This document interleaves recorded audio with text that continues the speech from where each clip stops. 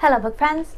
Today we are talking about another Instagram find, and that is Acts of Violet. This is another book that I discovered scrolling through Instagram. I saw an ad for it and I clicked the ad and it took me to a page that intrigued me, to say the least. The page that it linked to was a marketing page, but it was stylized to look like a news article about Violet. I guess the marketing just drew me in. It just got me super excited about reading the book. So you may recognize this book from a few videos back. I included it in a video about exciting new releases, and I said how excited I was to read it then, and I'm so glad I was able to get my hands on it, and I really enjoyed it. I had a great time reading it. I think in that video I said if it was good, it would be a 5-star read just because it sounded so unique. And I'll just tell you now, it did not disappoint. There are a few things about it that I'd like to talk about. We'll discuss those later, that I thought weren't perfect, but overall, I thought it was really good. I'm really glad I picked it up. So if you'd like to hear more about my thoughts on Acts of Violet by Margarita Montimore, then just keep watching. So when I first came across the marketing page, it just seemed like it was going to be so unique. Not to mention, I just love this cover. I am a sucker for attractive marketing. It gets me every time. Just look at this cover. I assume this is Violet on the cover. She just looks so badass. With the hair and the black and the mood, this is my aesthetic. Violet is what I aspire to be. I aspire to be this level of Violet badassery. I mean, if you haven't noticed, black is sort of my color. You may be wondering at this point, am I wearing the same shirt in every video? Yes and no. This is just my shirt. I have about 20 of the same shirt, and I wear the same black shirt pretty much every day unless I have a compelling reason not to, because it's just easy and I like my black shirts, okay? So, I mean, if Violet was a real person, we would be friends. So when I first read the synopsis, it sounded like the book was really going to focus a lot on Violet.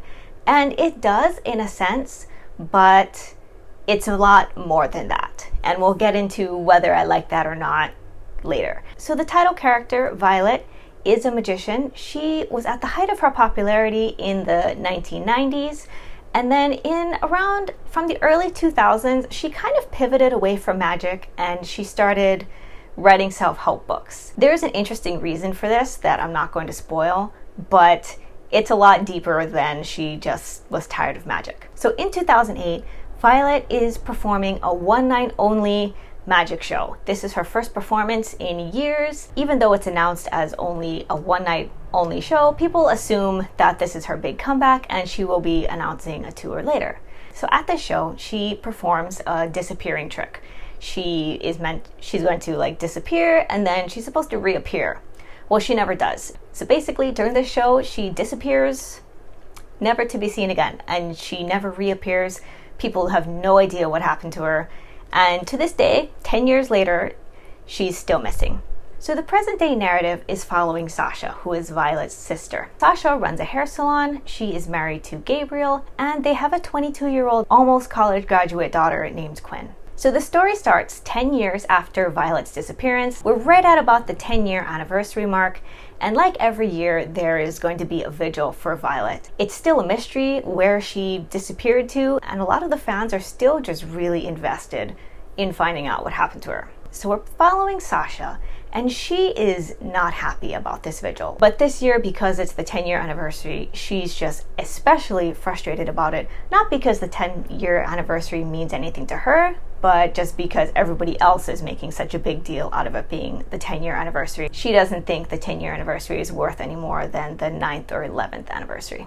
Violet and Sasha were estranged at the time of Violet's disappearance. So Sasha has conflicting feelings about her sister, and all of the continued attention for Violet, even 10 years after her disappearance, bothers Sasha really deeply. And Sasha really grapples with this. It bothers her that she doesn't feel heartbroken and just sad every day like people expect her to feel. But it's complicated because Sasha and Violet were estranged. There were unresolved issues between them. And so Sasha is just in a really tough place. And every year at the time of this vigil, she's reminded of all of these feelings. And she's just really struggling. Sasha also has this bitterness and this deep sense of resentment. She has this desire to be normal, a normal that doesn't really exist, because what she wants as a normal is a life where Violet doesn't exist, where Sasha feels that her life is unencumbered by Violet's shenanigans. She doesn't even know if Violet is up to any shenanigans. For all we know, she could have been kidnapped. But Sasha has this overall negative feeling about Violet, and she feels like this whole disappearance is one of Violet's shenanigans. She has no proof of that, but this is basically Sasha's attitude towards her sister. Overall, Sasha is just very self-centered. We'll talk more about this later, but I'll just leave it at that for now. Sasha is also having some strange sleepwalking episodes, way different from any normal sleepwalking. So she'll go to sleep at home in bed, and she'll wake up and find herself outside of the house, and sometimes she'll wake up and find herself in places where she shouldn't be able to have gone into, like she's in locked rooms. She shouldn't have been able to get into that room awake, much less sleepwalking and just waking up in a room that is locked. It's all just very weird. She's in therapy. That we'll also discuss more about that later, but I'll leave that there too. Meanwhile, we have a podcaster named Cameron Frank. He is not really being respected at work, and he's kind of portrayed in the beginning as just your usual kind of slimy journalist. He's trying to further his own career, so he really just wants to jump on the true crime bandwagon because he thinks it's popular, and that's how he thinks he's going to get his ticket to being respected as a journalist at work. And so he thinks his golden ticket to making his new podcast blow up is to get Sasha on his podcast.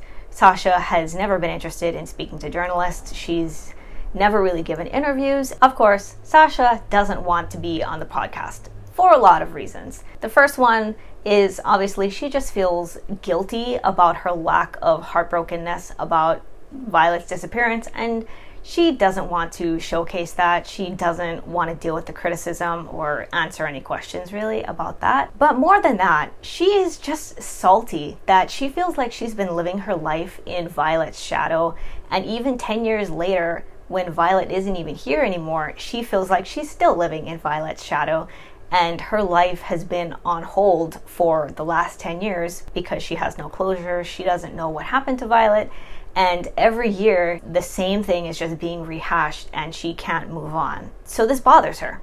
So the main timeline narrative is told from Sasha's point of view, but there are also a lot of different media that make up the story. There are a lot of sections that are like podcast transcripts of Cameron's podcast. It's filled with news articles, letters from the past that are written between Violet and Sasha and Gabriel and Violet, and so all of these things make up this story, and I thought it was great. I thought it was very unique. It was definitely different from any narrative that I've read before. So overall rating, I would give this book a 4.5. The last time I discussed this book, I think I mentioned that if it was good, it would be a 5-star read. It is, for me, it was almost there. Like, there's only a couple of things in here that I didn't like, that I thought could be improved, but really it was just such a unique story.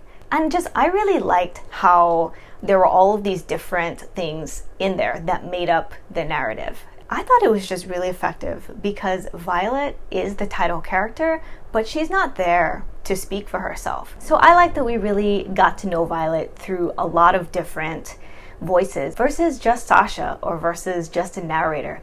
We really got to see all of the different views of Violet, from more feminist points of view to misogynist point of views. It really gave a clear picture of who Violet was through lots of different lenses and helped to shape her as like a whole person. And that gets into also what I really liked about the book, and that was that Violet and Sasha are just really dynamic characters. Both of them had good and bad points. Neither of them were completely black or white. They were just amazing, really interesting characters. I just feel like the author did a really great job at making them feel like real people with real emotions, and they were just complicated humans rather than just boring characters. Like, they were not cookie cutter characters. The one thing that I really hate in books are the cookie cutter characters, like characters that have really just generic emotions and react to things the way that you would expect. It's also no secret that I like feminism. I like talking about feminism.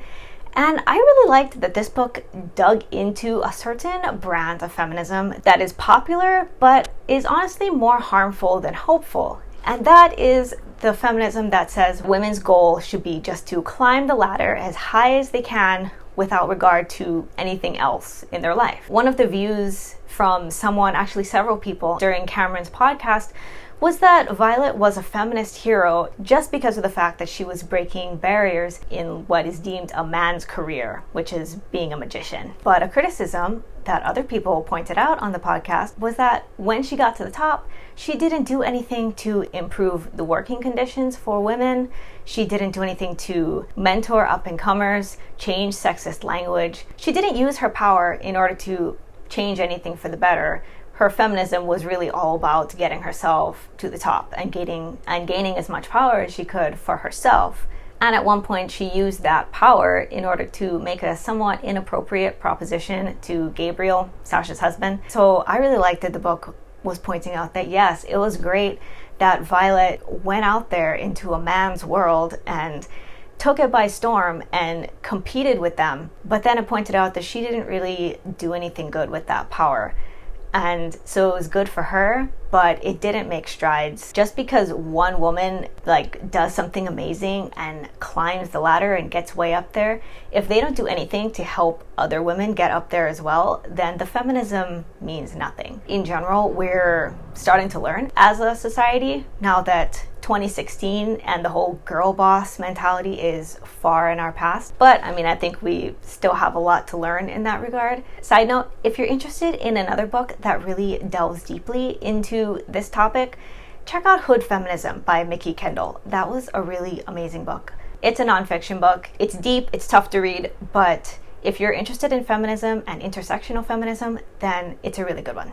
Okay, so what I didn't like so much. This is a difficult one because I need to separate my enjoyment versus what I think the author's intention was and whether I think it was well written. And I really do think it was well written. I think the author's intention of how the characters were portrayed worked really well.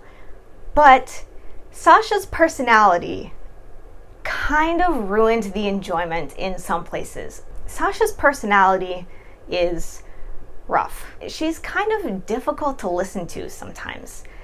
But I think that was the author's intention. I think the author's intention was to make Sasha a really complicated character. But it's just that sometimes she was difficult to listen to. Sasha is just bitter. She has this very strong victim mentality. It's like she blames Violet for pretty much everything wrong in her life. Violet isn't here, hasn't been here for 10 years, but still everything is Violet's fault, according to Sasha. Everything that is wrong in her life somehow is linked back to Violet. She really has no inclination to take any responsibility for her own life and well-being. Like I mentioned before, she is in therapy, but she minimizes it. She doesn't really believe in the therapy. She doesn't think it's helping. She's really only there because Gabriel encouraged her to try it. But she kind of makes light of it and she just doesn't believe in it. Another thing I noticed was she just has this really strange and immature relationship with Quinn. So Quinn is her 22-year-old daughter. Sasha had Quinn when she was quite young, I think maybe a late teenager. And so their age difference is closer than, say, my age difference with my mom and myself. But they just talk to each other like two grouchy sisters. And often it's Quinn who is the mature one in the relationship. Quinn is the one who's trying to talk her mother down and get her mom to see things in a little bit broader perspective, and it's just strange. Sasha seems so kind of close-minded and immature, and that it's like Sasha has to be the one to mother her. Maybe this dynamic is more common than I think, but I don't know. I can't imagine having a conversation like that with my mother. I can't imagine having to feel like I have to mother my own mother. And that's basically what Quinn is doing. And again, I mean, I feel conflicted about this because Sasha has dealt with a lot of trauma, but I think what bothers me is she just doesn't really seem like she wants to take the steps in order to fix it. She's not taking therapy seriously. She's continuing to just blame Violet for everything, even though Violet can't defend herself, can't explain anything. Quinn is always trying to give her some perspective. Gabriel's also trying to give her perspective, but she just seems kind of deaf to all of it. She's just really wrapped up in her bitterness. It's one of those things that it's frustrating to read about. It's very annoying, but I mean, on the plus side, it's well written, and her personality really comes through strongly. So yeah, I mean, from a literary perspective, it's good. I like it. From just a character perspective, like, I know these characters as humans, don't like her. Kind of just a give or take there. So who this book is for, if you like character-based mysteries. I picked this book up thinking it was going to be a lot more focused on the mystery of finding Violet than it really was. But really, it wasn't really about finding Violet and figuring out what happened to her. That kind of sorted itself out throughout the story. By the end, we know what happened to her, but it was really more about Sasha than it even was about Violet, because Violet was talked about a lot, but she wasn't there to speak for herself. And so it was just all of these different perspectives of people discussing her. But the main storyline was with Sasha, and with how Sasha was dealing with everything, dealing with everyone else's opinions, her own opinions and feelings. There was very little like magical element. So it was more a story of Sasha's journey than it was a mystery about Violet. I guess I have to say I was a little bit disappointed in that sense. I really did go in thinking and hoping it was going to be a really fun mystery about Violet, the badass magician, and it really wasn't. I still enjoyed it. We still got to learn about Violet and learn about still just how much of an amazing person she was, how talented she was. So yeah, I mean, it wasn't exactly what I was expecting, but I did enjoy it. And besides Sasha's bitterness and grouchiness, the tone was overall pretty lighthearted. Like, there was nothing scary, graphic, or overly deep. It was all pretty just lighthearted. This isn't a book that's going to put you in a deep depression, make you cry, nothing like that. It was a fun, lighthearted read. So, I mean, I guess final thoughts is that it wasn't what I was expecting, but I still really did enjoy it. I appreciated the fact that the characters were really well developed, and it was really just a great commentary on toxic feminism, and I guess perhaps dealing with trauma in a way that is unexpected. It's also a commentary on the ways that different people deal with trauma. Like, you wouldn't expect everybody to deal with trauma the same way, and Sasha is dealing with it in a way that I guess I wouldn't, and I wouldn't agree with, but there's nothing wrong technically with how Sasha is dealing with things. It's just a little bit annoying to read about. So yeah, those are all of my thoughts on Acts of Violet by Margarita Montimore. I really enjoyed it, thought it was great. Wasn't exactly what I was expecting, but I think it's worth the read anyway. So if you enjoyed this video, please like and subscribe and hit that notification bell, and I will talk to you next time. Bye! Now that I'm